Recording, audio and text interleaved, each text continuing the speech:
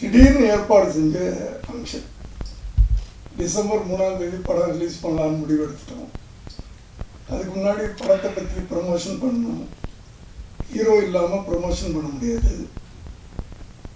Hero வந்து தமிழ்நாட்டில் இல்லை. யார்? சமுத்திரகனி.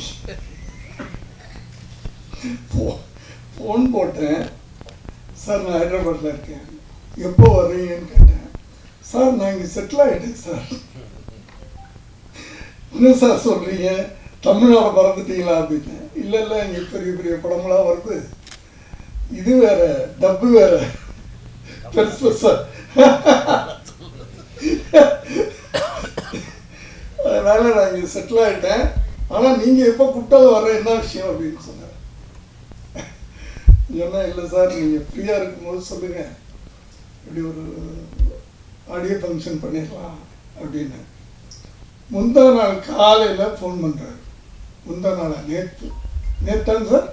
ஆமாம், முந்தா நாள் நேற்று காலையில் ஃபோன் பண்ணி, நேற்று சார் முந்தா நாள் நைட் நான் வந்துட்டேன், இன்னைக்கு நாளைக்கு நான் ஃப்ரீயாக இருக்கேன், சாட்டர்டே சண்டே நான் ஃப்ரீயாக இருக்கேன், ஃபங்க்ஷன் வச்சுக்கிறீங்களா, எதாவது பண்ணலாமான்னு கேட்டார். சண்டே வந்து தோழர்கள் வரமாட்டீங்க நீங்கள், ஸோ சாட்டர்டே ஒரு நாள் தான், என்ன பண்ணுறதுன்னு தெரியல. சரி சார், மழை வேறு நேற்று பெஞ்சு விட்டுருக்காரு, காலையில் எனக்கு ஃபோன் பண்ணும்போது மழை பெஞ்சுட்டு, சரி பண்ணிடலாம், எப்போவுமே ஒரு நம்பிக்கை நமக்கு, படபடன்னு ஏற்பாடு பண்ணோம். பட் இந்த படத்தை யார் ஆடியோ ரிலீஸ் பண்ணால் நல்லாயிருக்கும், யாரை கூப்பிடலாம் அப்படின்னு. ஏன்னா ஒரு சமூக அக்கறை, இப்போ ஒரு அக்கறையோட ஒரு படம் பண்ணியிருக்கோம், அப்படிப்பட்ட இன்னொருத்தர் அந்த அந்த ஃபங்க்ஷனில் கலந்துக்கிட்டா நல்லாயிருக்கும் அப்படின்னு சொல்லிட்டு அமித் சார் ட்ரை பண்ணேன். அது நம்பருக்கு போட்டால் வேறு யாரோ எடுக்கிறாங்க, வேறு யாரோ எடுத்து என்னென்னவோ பேசுனாங்க. எனக்கு முதல்ல புரியல. உடனே கப்பார் சார் போட்டேன், என்னான்னு கேட்டேன். இப்படி போட்டேன், அல்ல சார் அவருக்கு நீங்கள் வாட்ஸ்அப் காலில் பேசுனீங்கன்னா அப்படின்னாரு. அதுக்கப்புறம் அவர்கிட்ட, சார் எங்கே இருக்கிறீங்க, உங்களை நான் கொஞ்சம் பார்க்கணும் அப்படின்னேன். என்ன சார் விஷயம்? இல்லை சார் நான் பார்க்கணும். இல்லை என்னன்னு சொல்லுங்கள் அப்படின்னாரு. இப்படி சொன்னேன் நான், நாளைக்கு ஆடியோ ஃபங்க்ஷன் வச்சுருக்கேன் சார், நீங்கள் வந்து அதில் கலந்துக்கிட்டீங்கன்னா நல்லாயிருக்கும், நீங்கள் ரிலீஸ் பண்ணால் நல்லாயிருக்கும் அப்படின்னு. எத்தனை மணிக்கு எங்கேன்னு சொல்லுங்கள், நான் வரேன். இதுதான் அவர் சொன்னது. அதாவது ஒரு பெரிய இயக்குனர், இப்போ நல்ல பெரிய நடிகரும் கூட. நான் நிறையா படங்கள் பண்ணியிருக்கேன், இல்லைன்னு சொல்கிறேன், 70-71 பண்ணியிருக்கேன். பட் ஆஸ் அ டைரக்டர் அப்படின்னு சொல்லும்போது அவர் பக்கத்துல எல்லாம் வந்து உட்கார்றதுக்கே பாக்கியம் நமக்கு. அப்படி இல்லை, ஆஸ் அ டைரக்டர் உண்மைகளை வந்து நம்ம வந்து பேசணும் சார். எண்ணிக்கை பெருசு இல்லை சார், எண்ணிக்கை பெருசு இல்லை, என்ன பண்ணுறோம் அப்படின்றாங்க. அப்படி நினச்சி பார்க்கும்போது நான் வந்து இன்னைக்கு சாட்சி அகர்வால் அவர் பக்கத்தில் உட்காந்துச்சு. அது எப்படா எந்திரிக்குன்னு பார்த்தேன், எந்திரிச்சு உடனே நான் போய் அவர் பக்கத்தில்.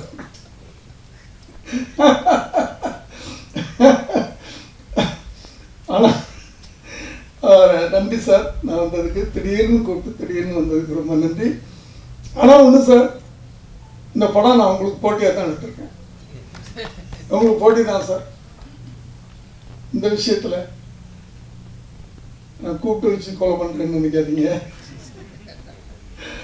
நான் சொன்னது, இந்த வயசில் உங்களோடையெல்லாம் நான் வந்து ட்ராவல் பண்ணுறேன்ல, இந்த வயசில் அந்த ரேஸில் உங்களோட நிற்கிறேன். ஃபஸ்ட்டு வரேனா, செகண்ட் வரேனா, லாஸ்ட்டில் வரேனான்றது அப்புறம், ரேஸில் நிற்கிறேன் அவங்களோட. அதுவே பெருமையான விஷயம் தானே. அமீர் அப்படின்ற ஒருத்தரோட நான் இன்னைக்கு நின்றுக்கிட்டு இருக்கேன், அதுவே பெருமை தானே, பக்கத்தில் நிற்கும் போது. அப்படி உண்மையிலே சொல்கிறேன், இந்த படம் நீங்கள் பார்க்கணும் சார், பார்த்துட்டு எனக்கு ஒரு கால் ஷீட் தாங்க. அதாவது இதில் நான் புதுசாக நடிகர்களை உருவாக்கணும்னு தான் நான் வந்து ஆரம்பத்தில் பண்ணிகிட்டு இருந்தேன். அப்போ இருந்த அந்த அந்த எனர்ஜி இப்போ எனக்கு இருக்கு. இந்த டைரக்டரில் நடிக்க வைக்கிறதுனால பல பயன்கள் இருக்கு. இப்போ நான் கணிசாரோட படம் பண்ணிக்கிட்டு இருக்கனால சொல்கிறேன். நான் பேசாமல் சேரில் உட்கார்ந்துட்டு சீனை சொல்லிட்டா போதும். கணிசார் வந்து சம்டைம்ஸ் எனக்கு அசிஸ்டன்ட் டைரக்டர் ஆகிடுவார், சம்டைம்ஸ் டைலாக் ரைட்டர் ஆகிடுவார், அப்புறம் தான் நடிப்பார். டெவலப் பண்ணி நம்ம சரியாக டைலாக் எழுதலாம், நாம் கரெக்ட் பண்ணி இத்தனை நமக்கு வசதிகள் இருக்கு. அதனால தான் கேட்குறேன். புதுசாக ஒருத்தர் போட்டு அந்த பையனுக்கு சொன்ன மாதிரி ஏண்டா நடிக்கிறேன் அப்படி நம்ம வந்து பண்ணாம உண்மை இல்லை சார்.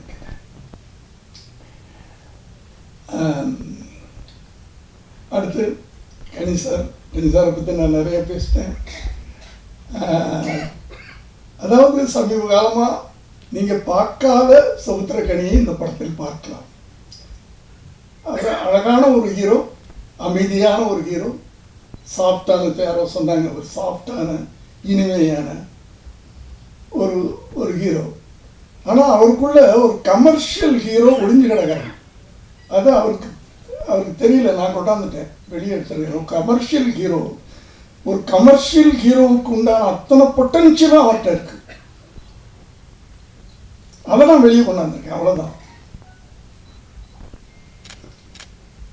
ஏன் ஒரே மாதிரி பண்ணிட்டு வராது, ஏன் இப்படி யூஸ் பண்ணக்கூடாது? ஆனால் அந்த ஏஜுக்கு ஏற்ற ஒரு கேரக்டர், ஆனால் அதுக்குள்ள ஒரு வேகம், ஒரு பாசம், ஒரு துடிப்பு, இத்தனையும் வச்சு ஒரு கோபம். ஏன்னா எல்லாமே நீங்கள் பார்த்தீங்கன்னா, என்னை எடுத்துக்கங்க, அமீர் சார் எடுத்துக்கங்க, கனி சார் எடுத்துங்க. ஒரு நம்ம வந்து படம் பண்ணணும் பணத்துக்காக அப்படின்றது இல்லாமல் அது ஒரு பேஷனாக, அதை லைஃபாக எடுத்துக்கிட்டு வந்துட்டோம். அப்படி வரும்போது சினிமாவை ஒரு ஆயுதமாக எடுத்துக்கிட்டோம். சமூகத்துக்கும் சமுதாயத்துக்கும் இந்த நாட்டு மக்களுக்கும் ஏதாவது நல்ல விஷயங்களை சொல்ல முடியும். ஏன்னா சினிமான்றது ஒரு நல்ல ஆயுதம். மீடியான்னு சொல்ல மாட்டேன், ஒரு ஆயுதம், பயங்கரமான ஆயுதம். அதனால தான் அண்ணன் அன்னைக்கு சொல்லியிருக்காரு, 3 திரைப்படங்களை சென்சார் இல்லாமல் எனக்கு கொடுங்க, நாட்டின் தலைவிதியை நான் மாற்றி காட்டுறேன் அப்படின்னு சொல்லி. அப்படியாப்பட்ட ஆயுதம் அது. அதை நம்ம வந்து ஒரு யூஸ்ஃபுல்லாக பயன்படுத்தணும் அப்படின்னு தான் நான் இந்த சினிமாவுக்கு வந்தேன். அதை முடிஞ்ச வரைக்கும் பண்ணேன். இப்போ ரொம்ப நாளைக்கு பிறகு, இந்த 80s, ரொம்ப நாளைக்கு பிறகு இந்த படத்தை என் திருப்தியாக ஒரு படம் நான் பண்ணியிருக்கிறேன். அதில் தான் சொன்னேன் சமுத்திரக்கனி சார். இன்னொரு விஷயம் சார், நடிகன், டைரக்டர் இதெல்லாம் தாண்டி இந்த அமீர் சார்ட்ட நான் பார்த்தது, எதுக்கு இந்த மரியாதை எனக்கு, நான் வந்து பார்த்து உங்களை நான் கூப்பிடணும்னு நேற்று சொன்னேன். எந்த இடம், எத்தனை மணி சொல்லுங்க, நான் வரேன். ஒரு மனித நேயம் தான் அது. ஒரு எனக்கு வயசுக்கு கொடுத்த மரியாதைன்னு நினைக்கிறேன் நான். ஒரு மூத்த இயக்குனர் கூப்பிட்றாருப்பா, நம்ம கண்டிப்பாக போகணும், அதுதான் நான் நினச்சிக்கிட்டேன். அவர் ஏன் வரணும்? அதே மாதிரி கனிசாரை பற்றி நான் கேள்விப்பட்டேன். ரமேஷ் வந்து முந்தா நாள் ஆஃபீஸ்க்கு நேற்று ரமேஷ் ஆஃபீஸ்க்கு வந்தார் சார்.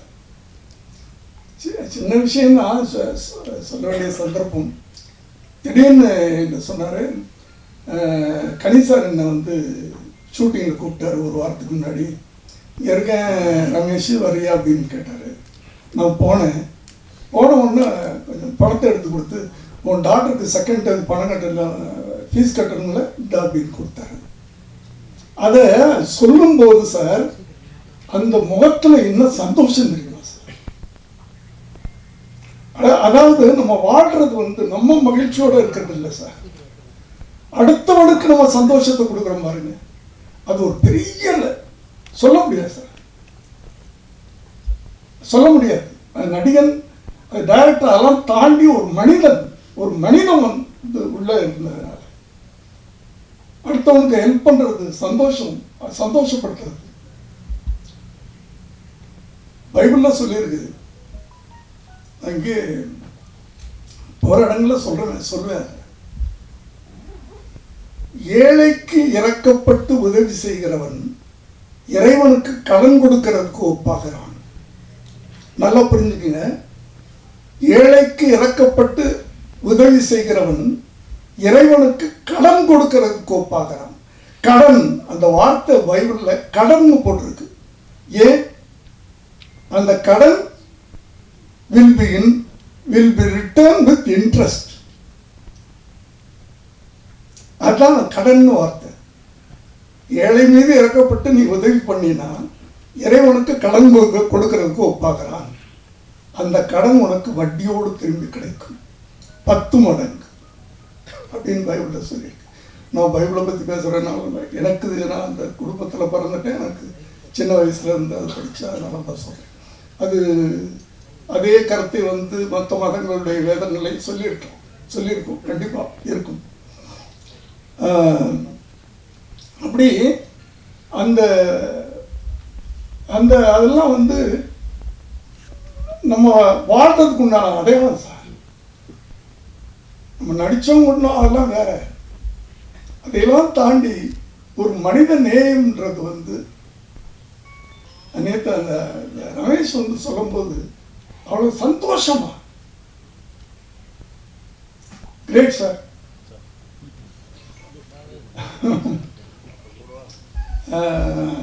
அடுத்து சரவணன் சார். அதாவது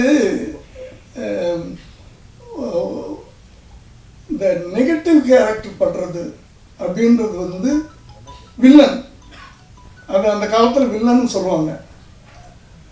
ஆனால் நெகட்டிவ் கேரக்டர் பண்ணுறவங்களுக்கு தான் ஸ்கோப்ஸ் அதிகமாக இருக்கு படங்கள்ல. இதுலேயும் பார்த்தீங்கன்னா நீங்கள் பல இடங்களில் ஹீரோவோட அவர் தான் டாமினேட் பண்ணிக்கிட்டு இருப்பார். இந்த படத்துலையும்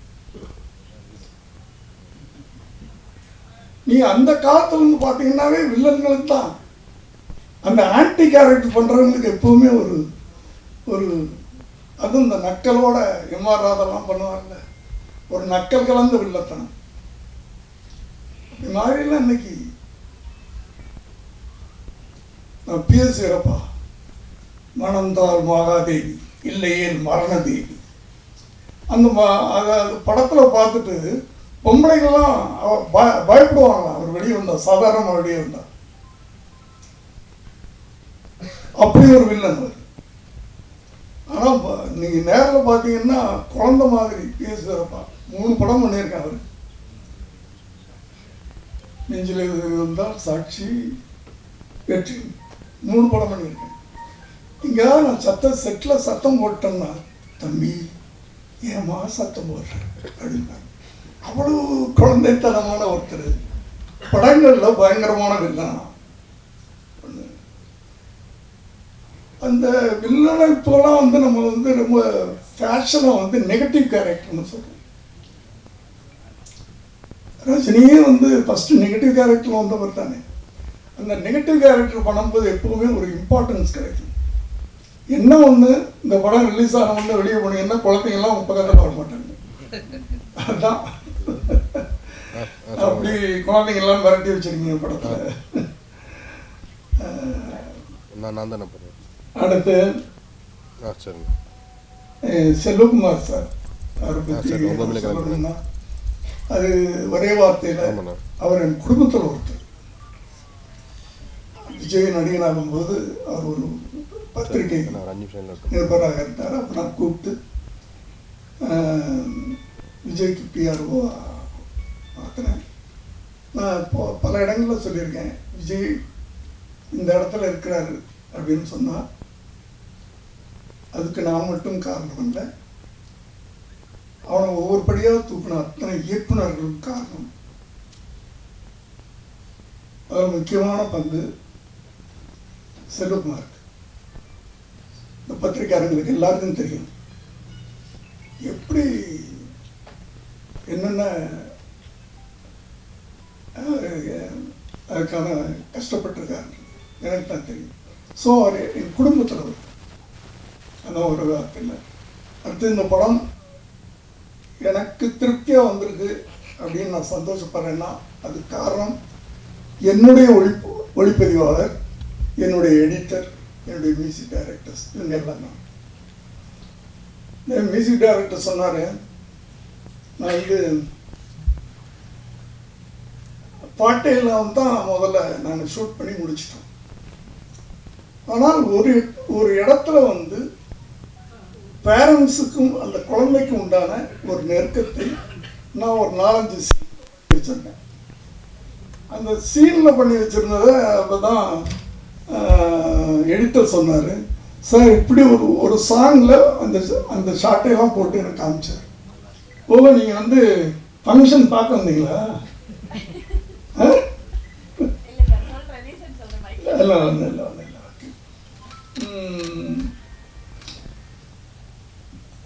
அவங்கள ஃபுல் டே இன்னைக்கு ரிஹர்சல் இருந்துச்சு, இது ஷூட்டிங் இருந்துச்சு எனக்கு தெரியும். ஆனால் சார் டேட் கொடுத்துட்டாரு, எப்படியாவது நீங்கள் வரணும் அப்படின்னு. சார் எப்படியாவது முடிச்சுட்டு பாதி டேல மார்னிங் முடிச்சுட்டு ஆஃப்டர்நூன் எப்படியாவது கேட்டு வந்துடுறேன் அப்படின்னாங்க. வர முடியல, அதுவும் தொழில் தான், தப்பு இல்லை. என்ன நாங்கள் திடீர்னு தானே சொன்னோம் அப்படின்னா நான் சொன்னேன், இல்லை நான் வெகுஜனங்களுக்காக தியேட்டரில் நம்ம படம் எடுத்து அது தியேட்டரில் 100 நாள் ஓடுதா, 50 நாள் ஓடுதா, 5 நாள் ஓடுதா, தியேட்டரில் அந்த படம் ஓடி அந்த ஜனங்களோட நம்ம உட்கார்ந்து ஒரு 4 இடத்தையாவது கிளாப் பண்ணுவோம். அதை ரசிக்கிறது இருக்கு பாருங்க, அது எந்த படத்துக்கு ஈடாக. அப்புறம் சக்சஸ் ஆனால் ஓடிடிக்கு கொடுப்போம், சக்சஸ் ஆகும். படம் எப்படி இருக்குதுன்றது இல்லை சார். என்னை பொறுத்த வரைக்கும் நம்ம உழைச்சிருக்கோம் சார், உழைச்சிருக்கோம். நான் எவ்வளோ கடுமையாக உழைச்சேன்னு உங்களுக்கு தெரியும், நீங்கள் எவ்வளோ கடுமையாக உழைச்சிருக்கீங்கன்னு எனக்கு தெரியும். நம்ம உழைப்பு வீண் போகாது சார். இதுவும் பைபிளில் சொல்லப்பட்டிருக்கு சார், கலங்காதே திகையாதே, நான் உன்னோடு இருக்கிறேன், உன்னுடைய ஒவ்வொரு அசைவையும் நான் பார்த்து கொண்டிருக்கிறேன், நீ வைக்கிற ஒவ்வொரு ஸ்டெப்ஸையும் நான் கவனிச்சுக்கிட்டு இருக்கேன், அதற்கு தகுந்த மாதிரி உனக்கு பலன் கொடுப்பேன். திரும்ப திரும்ப தப்பா எடுத்துக்காதீங்க, நான் பைபிள்ல இருந்து சொல்றேன். இது ஒரு இவர் பைபிள்ல இருந்து சொல்றாரு, இந்த மதத்தை பரப்புறாரு, அது இது அப்படின்னு நான் எவ்வளோ ஒருத்தன் கேஸ் பண்ணுவோம். ஏன்னா எனக்கு நான் சின்ன குழந்தையிலேருந்து அது அந்த குடும்பத்தில் பிறந்துட்டேன். எனக்கு சொல்லிக் கொடுத்தது பைபிள். எல்லாம் இப்போ நான் சொல்கிற அத்தனை வேதத்தில் இருக்கு. நீங்கள் என்ன கேட்டுங்க, அவர் சொல்லுவார். நான் சொன்னாலும் அவர் அமித்ஷா இது வேதத்தில் இருக்கும். எனக்கு தெரிஞ்சது பைபிள். இதோ யாராவது ஒருத்தர் இது நடந்தது சார் 2 வருஷத்துக்கு முன்னாடி சார், தெரியாதனமா ஒரு ஸ்டூடெண்ட்ஸ் மத்தியில் பேசுறது. கஷ்டப்பட்டு படிச்சின்னா படித்து பரீட்சை எழுதினா பாஸ் பண்ணிடுவேன், திருப்பதி உண்டியலில் பணம் போட்டால் பாஸ் பண்ண மாட்டேன்னு சொன்னேன். நான் என்ன மோட்டிவில் பேசுனேன்? திருப்பதி உண்டியலில் நீ பணம் போட்டால் பாஸ் பண்ண மாட்டேன், ஒழுங்காக படிச்சுன்னா பாஸ் பண்ணுவடா அப்படின்னு சொன்னேன். 4வது நாள் ஒருத்தன் கேஸ் போடுறான், இவர் கிறிஸ்தவனாக இருப்பதால் திருப்பதி ஏழுமலையான கிண்டல் பண்ணிட்டாரு. நான் சொன்னேன், வேளாங்கண்ணி உண்டியலில் போட்டாலும் நீ பாஸ் பண்ண மாட்டேன், மசூதியில் போய் போட்டாலும் பாஸ் பண்ண மாட்டேன், ஒழுங்கா படிச்சாட்டாண்டா பாஸ் பண்ணுவேன் அப்படின்னு சொல்றான். இப்படி எடுத்துக்கிறாங்க. அதனால மேடையில் பேசுறதுக்கே பயமா இருக்கு. பயமா இருக்குன்னா பயப்பட்டா வாழ முடியாது. ஏன்னா போராடியே வாழ்ந்துட்டோம். நாங்கள் முதல் படத்துலேருந்தே போராடிட்டு. ஏன்னா நம்ம நாட்டில் நடக்கிற தவறு, அரசியல் நடக்கிற தவறுகளை தைரியமாக சொல்கிறோம். அதுதான் ஒரு மீடியாக்காரங்களுக்கு எங்களுக்கும் அதுதான் வேலை, அதுதானே சொல்லணும். அதனால் அடிபட்டு எங்களுக்கு வந்து அது காய்ச்சி போச்சு. அதனால் தப்பாக எடுத்துக்காதீங்க. இதெல்லாம் வந்து ஒரு எல்லா மதங்களையும் இப்போ நான் பைபிளை பற்றி சொல்கிறேன்னா அது கடவுள் எங்களுக்கு சொல்லியிருக்காரு, இப்படி நடந்தீங்கன்னா இப்படி கிடைக்கும், நீ கஷ்டப்பட்டீங்கன்னா உனக்கு கூலி கிடைக்கும் அப்படின்னு சொல்லப்பட்டிருக்கு. அதைத்தான் நான் சொல்கிறேன். அதனால் யாரும் தப்பாக எடுத்துக்காதீங்க. இந்த விழாவுக்கு வந்த அனைவருக்கும் நன்றி. நான்